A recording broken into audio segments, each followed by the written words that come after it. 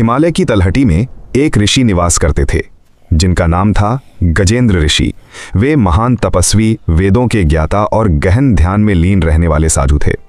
उनकी एकमात्र संतान थी, एक कन्या जिसका नाम था मनका। वह बचपन से ही शील, सौंदर्य और तपस्या में लिप्त रही। उसकी मां का देहांत बचपन में ही हो गया था, इसलिए मनका का पालन पोषण उसके पिता ने ही किया। ऋषि ने उसे वेद मंत्र, ध्यान और संयम का ज्ञान तो दिया, किंतु सांसारिक मोह माया से दूर रखा। मनका का सौंदर्य अद्वितीय था। उसका चेहरा चांद सा उज्ज्वल, नेत्र कमल की पंखुड़ियों जैसे और उसकी काया एकदम कोमल थी। यद्यपि उसने अब तक किसी पुरुष को उस दृष्टि से देखा नहीं था, किंतु उसके भीतर स्त्री का हृदय धड़कता था, एक ऐसा हृदय जो जिज्ञासा और अनजानी भावनाओं से भरा हुआ था। एक दिन जब ऋषि गजेंद्र तपस्या में लीन थे, तभी वन में एक युवक रास्ता भटक कर उनकी कुटिया तक आ पहुंचा। युवक थका हुआ था, प्यासा था और दिशा पूछने के लिए उसने मनका से विनम्रता से कहा, हे सुंदरी, मैं मार्ग भूल गया हूं, कृपा करके मुझे सही दिशा बताओ। यह पहला अवसर था जब मनका ने किसी युवक से सीधे संवाद किया। उसके कानों में उस युवक की वाणी गूंज उठी। उसका मन विचलित हो गया, हृदय तेजी से धड़कने लगा। उसने पहले कभी ऐसा अनुभव नहीं किया था। उस क्षण उसके भीतर छिपी स्त्री जिज्ञासा प्रकट हो उठी। युवक भी मनका की दिव्य सुंदरता से मोहित हो चुका था। वह उसकी ओर देखता ही रह गया। धीरे धीरे दोनों की नजरें मिली और वासना का जाल बुनने लगी। वे ना तो सोच सके, नहीं अपने आप को रोक सके। तपस्या का व्रत, संयम की प्रतिज्ञा, सब उसी क्षण टूट गई। दोनों वासना के बंधन में बंध गए और एक दूसरे में विलीन हो गए। परंतु उसी क्षण गजेंद्र ऋषि अपनी तपस्या से लौटे। उन्होंने अपनी आंखों से यह दृश्य देखा और उनका क्रोध प्रज्वलित हो उठा।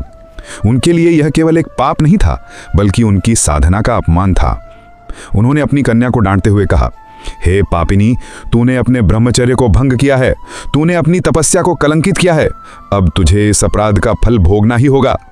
मनका भय से कांप उठी। उसने पिता के चरणों में गिरकर क्षमा मांगी, परंतु गजेंद्र ऋषि का हृदय कठोर हो चुका था। उन्होंने श्राप दिया, मनका, तू अपने जीवन काल में 6000 पुरुषों के साथ संबंध बनाएगी। तू अपनी वासना को तृप्त करेगी, परंतु तू कभी मां नहीं बन पाएगी। गर्भ का सुख तुझसे सदा दूर रहेगा और इतना ही नहीं, तेरी आयु भी स्थिर रहेगी। समय तुझ पर कभी असर नहीं करेगा। तू हमेशा उसी रूप में रहेगी जिस रूप में आज है। ऋषि के श्राप ने मनका का भाग्य बदल दिया। अब उसका जीवन एक अभिशाप बन गया। समय बीतता गया। मनका की सुंदरता जस की तस बनी रही।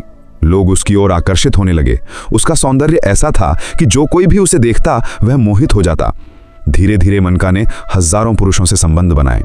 राजा, राजकुमार, व्यापारी, सामान्य पुरुष सब उसकी ओर खिंचे चले आते। लेकिन हर बार एक ही परिणाम होता। सुख के क्षण बीत जाते, पुरुष अपने मार्ग पर लौट जाते और मनका फिर उसी शून्य में रह जाती। उसके भीतर मां बनने की लालसा कई बार जागी, परंतु श्राप के कारण वह कभी गर्भवती नहीं हुई। उसकी कोख सदा निर्जीव रही। युग बदलते गए, पर मनका वैसी की वैसी रही। उसका सौंदर्य और उसका यौवन स्थिर बना रहा।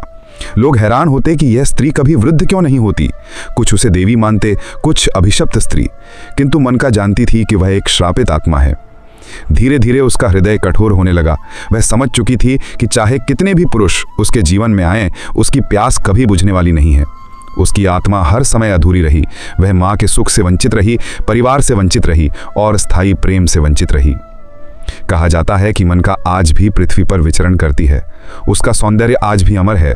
वह पुरुषों को आकर्षित करती है, परंतु कोई भी पुरुष उसके जीवन में स्थायी नहीं ठहरता। वह एक चलती फिरती कथा बन चुकी है, वासना, श्राप और अधूरी इच्छाओं की प्रतीक। यह कथा हमें यह शिक्षा देती है कि क्षणिक वासना में बहकर किया गया एक कदम जीवन भर का अभिशाप बन सकता है। संयम और विवेक मनुष्य के सबसे बड़े रक्षक हैं।